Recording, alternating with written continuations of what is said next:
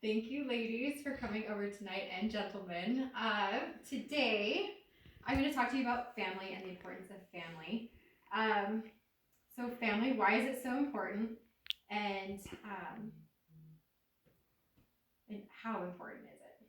So, today, my hopes are that I'll be able to help you realize the importance of family and encourage you to find time to spend more time with your families. A few weeks ago, I was watching TV and I came across a commercial, and it made me really stop and think, and it kind of gave me the idea for my speech today, and I want to play it for you. So we'll go ahead. 37 minutes a day. It's the average amount of quality time we get with our families. So let's make the most of it. Let's come together over a delicious homemade meal that the whole family loves. Make the most of family time with Pillsbury.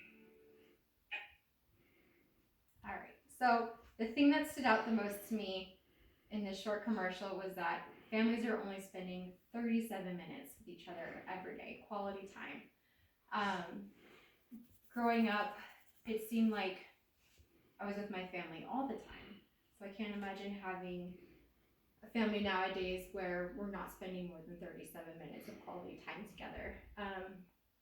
We even had a specific day of the week where no one was able to plan anything. There were no sports, no dance, nothing that day. We had the entire evening with just our family. So I know Pillsbury is a reputable company. They've been around for decades, but I did decide to check other sources to see how accurate the 37 minutes per day actually is. And I found that through other sources like the New York Post, steadyfinds.org, and msn.com, they actually all reported that families are spending less than 45 minutes of quality time with each other every day. So before I can persuade you to spend more time with the friends that God chose for you, let's look at why families are so important. So according to a popular site called momjunction.com, families make us feel safer. They provide comfort in hard times. Families are the basic unit that teaches children about relationships. And it's proven that kids brought up in a healthy family form better bonds outside of the family. And then having a strong family helps a person become more confident in life. And I think we can all agree that that's really important. Now, let's look at the consequences of not having a strong family bond. According to actforyouth.net, children who are not connected with their parents or family and also have open communication within their families are more likely to experience substance abuse and violent behavior. The NCBI states children with poorly connected families are associated with lower school engagement, poor cognitive achievement, and more behavioral and emotional problems. So now that we know the positive and negative effects of having strong family bonds, how do we start to strengthen our own family bonds with our children? And just a couple of ideas are having daily connection time. So face-to-face time with each of our children. I know it can be really hard, but I feel like if we find the time, we can definitely do that. Another one is to create a special ritual. So an example they gave, and that we actually do in my house, is that we have story time every night with my youngest son. So he gets to pick a book out and we'll read, and then he'll read us a book.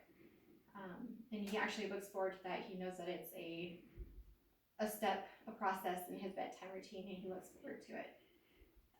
Also, saying I love you is a really important thing as well.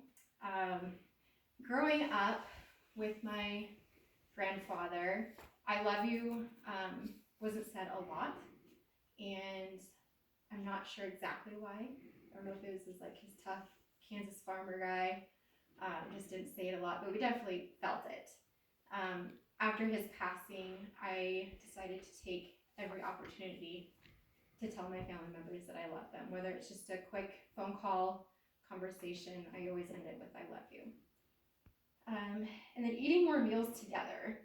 Growing up, every night we had family night or a family dinner.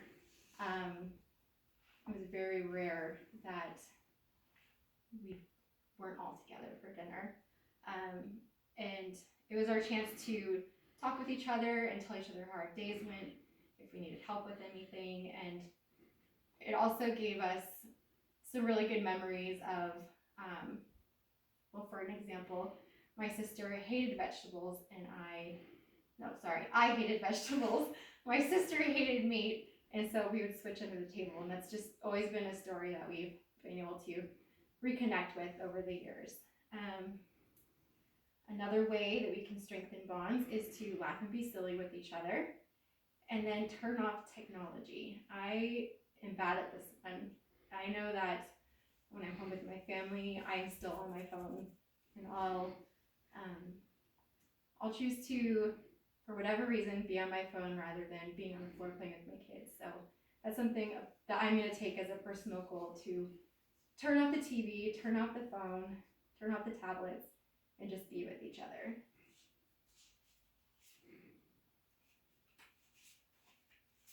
And then finally, as adults, I think that we have to take the lead in strengthening our bonds, and we need to set an example of how important our family is to us,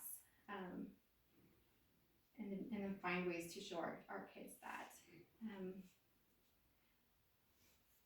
Growing up, I didn't realize it, but having those little times as a family, silly things like eating together, the really long road trips that we all hated, but we look back at it now, that was some of the strongest memories that we have together as a family, and being able to be stuck in a car with each other and bond. Are some of the best memories. So with knowing how important family bonds are, and how we can achieve it, let's pledge to build stronger families, spend more time with the people that we love the most. Thank you.